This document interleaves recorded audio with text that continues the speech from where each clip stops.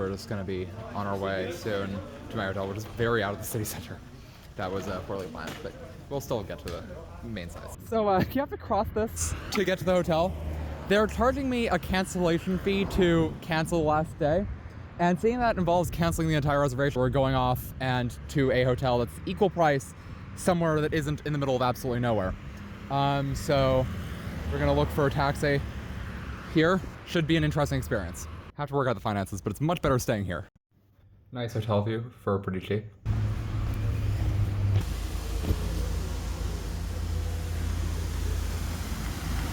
Just such a dramatic landscape, just built on so many cliffs.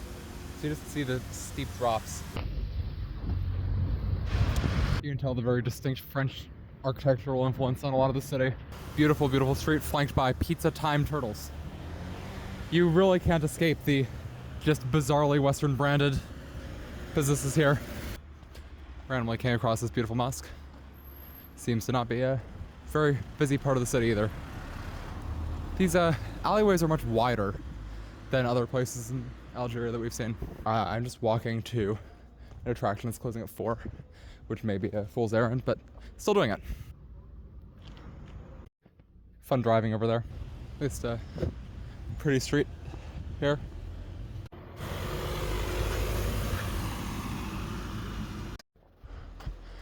Very impressive palace.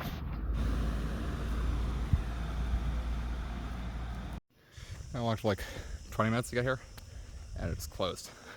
Even though it's 3, it says it closes at 4. So I guess I'm going to walk. At least this is a beautiful area. Probably try to find food, honestly. And then we'll just photograph the bridge or something. Yeah, I don't really love these alleys, but that is how you get to the bridge. For some reason, this feels like inordinately medieval to me. Quite high rise, which is actually not very typical. And welcome to the reason why I was willing to walk through such weird areas. Ah yeah, this is gorgeous. The just natural beauty of these canyons, which are ridiculously deep. I don't think you can get a sense of this on camera. Really cool. You can also hear the water flowing from here. This would be a very bad place to drop your phone. And here you can see the bridge below. Just get a sense of the scale of this whole thing. So Constantine as a city was actually founded in 203, which is very old, and went through Phoenician period, went through Roman period. As you can tell, Constantine is not an Algerian name, but yeah, beautiful, beautiful place. This is the Amir Abdel Kader Mosque. In one of the oldest cities in the world, you might expect the flagship mosque to be very old. It's built in 1994. This thing did never see the Soviet Union.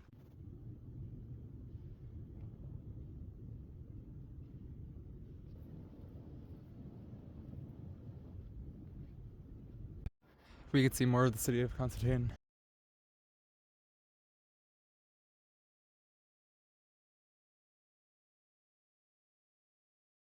I know this is meant to be a frame of the mosque, but it's kind of a nice modernist piece. That lamppost is topsy-turvy, that one's straight, that one's kind of crooked, that one's missing one. Good job, person who made the little black square. That was a good addition. This is what I guess a more average neighborhood of Constantine looks like. This path is very charming. This has to be like an upper class area of the city or something. Seeing a lot of good cars. You have a salt shop and a flower shop. This is definitely the gentrified part of the city. Not sure why I would expect anything to be open in the city, but it's a little gorgeous neighborhood. And a little gorgeous mosque over there. Yeah, we're gonna have to return the other way. See if anything's open or whether we're just gonna each to a museum. Nope, my backup place was also closed. Everyone's probably just getting repose from the just absolutely terrible heat of like 65 degrees, 15, 20 Celsius. Terrible. Sadly, I'm not going to Che Guevara Street either. I do have a kind of fascination with things named after him, seeing that I went to his mausoleum in Cuba. But I think we're just going to go to the city center, honestly. It seems like everything in this bougie area is closed, and I'm not sure why there are so many people driving it. I'm not sure where they're going. This is the road that Google Maps wants me to go down. I think it wants me to die. Just a little narrow alley that I did walk down because it actually wasn't that bad. Dear viewer, I have a confession. I lied. We're at the Che Guevara Road. You didn't think I was actually gonna leave you without that. I mean, It's literally nothing to see, just as a road. Nothing Cuban themed about it, seemingly. I absolutely love this little neighborhood. Just near the mosque. I don't know. Not touristic at all. The security guard was confused why I would even come here. But I don't know. Nice slice of upper class Algerian life. Ridiculously nice rideshare driver who helped me a lot. We're back in the center of the city. Apparently, almost all the shops have just moved to the new town, and so that's why every single shop here is closed. He just said he hates going to the old town, so maybe it's just like this neighborhood, the historic neighborhood, is just not where people live, which is not the case in Oran or Alger, but we'll see. To appreciate this beautiful Roman history, I'm the only person, and I seem very amused that I am here. You can see me, you can see very, very old Roman artifacts. Look at how incredibly preserved the statue is. That dog is ready to yap. It has a hole where its mouth should be. We're going from Cirta to Hippo Regius to Carthage. This is Bacchus. Guy who likes to party. Probably deserves to be in Oran and not here. Overall, this is kind of my first encounter with like the Roman heritage in Algeria. We're probably going to see some much better preserved ruins in Timgad. It's kind of an old Roman city. I neglected it in Algiers. A lot of people will make their whole Algeria trip around Roman ruins, but I mean, I like historic buildings. I like ones better that are well preserved. Newsflash, I'm an idiot. Everything's closed because it's Friday. I can't believe I didn't notice that. Hello from McFood. It's mostly a pizza restaurant. I got McLuba. I got a piece that had a Micken name. You may never know. So yeah, this is what a lot of Algerian fast food is like. Just some bread, meat, and kind of the mediocre french fries.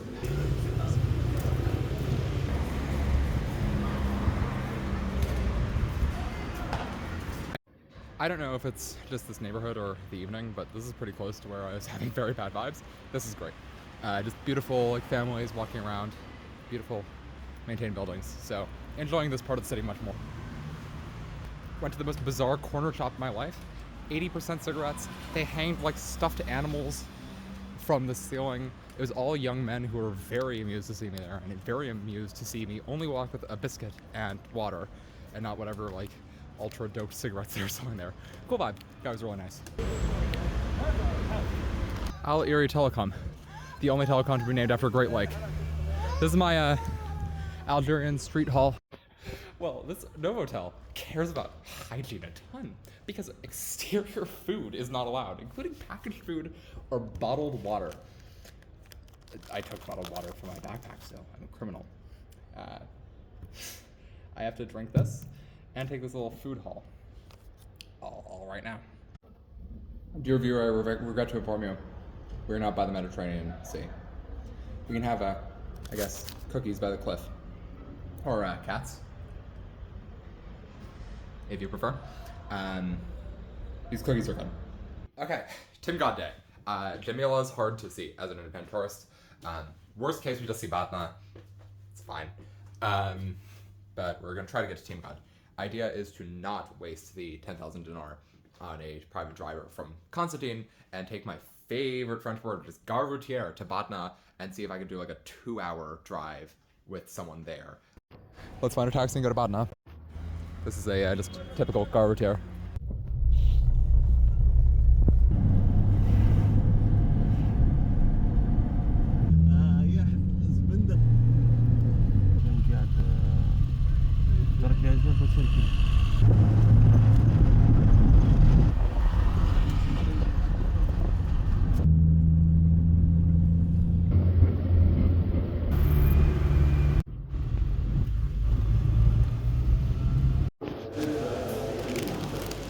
Middle of nowhere, stop to get a croissant.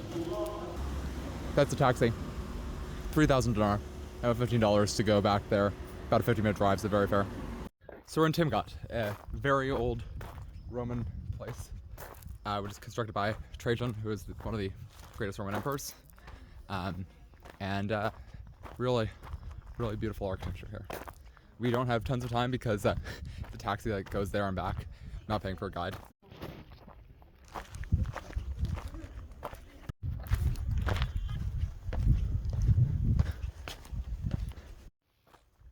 you can imagine what it's like to just live in one of these homes. You can really just enter. Look how few people there are here. You just have this completely to yourself. Like, I mean, it's hard to get here. It's a 3-hour drive in the middle of nowhere. This is like middle of nowhere Batna. Tours generally come from Constantine, so I think I took even a weird way to get here. But come on, dude, like, this is just unfairly huge. There's a Jamila too, but that's quite strictly controlled who can access there or not. This is a bit easier to enter. This room reminds me of a freshman year dormitory. Like, I can't emphasize enough. I'm not a ruins person, I'm not a Rome person, but this is just breathtakingly huge.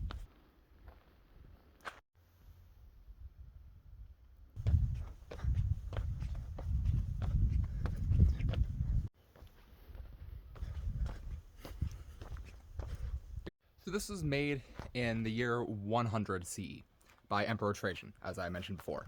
The reason that it's so important is maybe what you could see here, that it's not like a monument, but you can see the city plan perfectly. So we just get a very good sense of how the Romans constructed cities by studying this place. I mean, you can see houses in very good form. You can see like these pillars. And so you get a sense of like this Roman colony in Algeria. I didn't even see what was going on over there. You just get a sense of like the empires that have passed being in places like this. This is just, I mean, 2,000 years old about, a bit less, but I'm still impressed. Some people ask you, like, what did the Romans do? People will answer, the arches. Don't say that. Etruscans actually made them first. You just imagine, like, walking through that gate. I think those grasshoppers are what are making those noises. It's not a frame. Now it's a frame. This is the angle. Searched for it, but I found it. This was originally designed for about 15,000 people, but it was very, very important too. It's quickly housed more. So it's like a military outpost. The Amazigh people were against the Romans, the Roman occupation, so this was a outpost against them. You might also notice how like arid this is. Partially it's summer, but like Batna as a province is actually very close to like about halfway from Constantine, which is where we were, which is very verdant, and Biskra, which is considered the traditional start of the Saharan desert. So if we actually drove like an hour and a half south of here, it would be the Sahara. It would be the least Sahara the Sahara gets. But you can think of this like, if you saw the other videos, like Podor, like the transitional space between like Sahara, like general savanna, and true Sahara beginning. Yep, school's in session.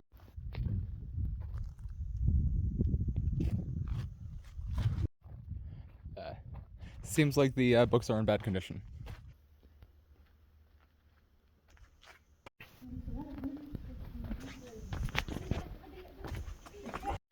You're probably tired of the same view. I'm trying to just give multiple perspectives of the like key landmark building from different angles so you can get the sense of the scale. Because again, that's like the main impressive part, I'd say. The call to prayer and an overview of this entire city. Sadly, I won't be able to visit the museum. I'm not taking more of my taxi driver's time because he's been really, really nice so far. But wish I did. I mean, just know that this is very doable on public transit / cheap taxi ride, but I mean, this will totally cost me about $20. The admission fee here is really high, about like 60 cents. So not gonna break the bank. It's like, also the Darja word for my brother is huya. If you are a man traveling here, use that frequently. It makes friends and does not make enemies. Center of Batna, 5th largest city.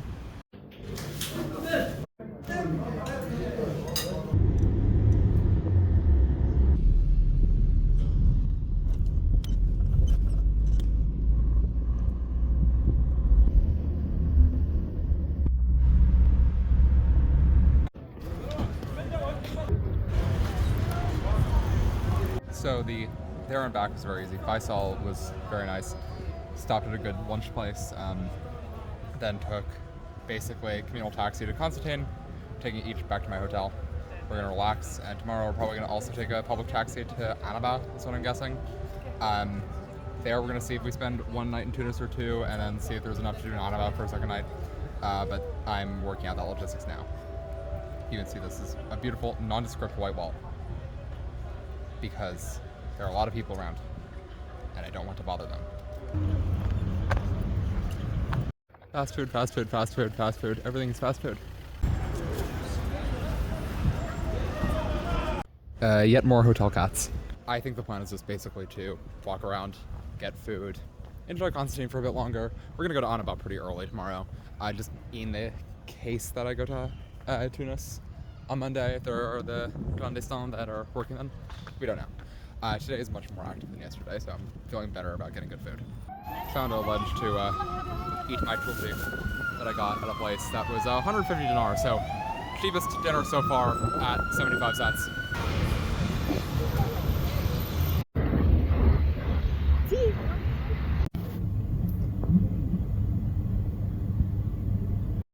Early morning in Constantine. Trying to get to Annaba as quickly as possible, so just grabbing a coffee and then leaving.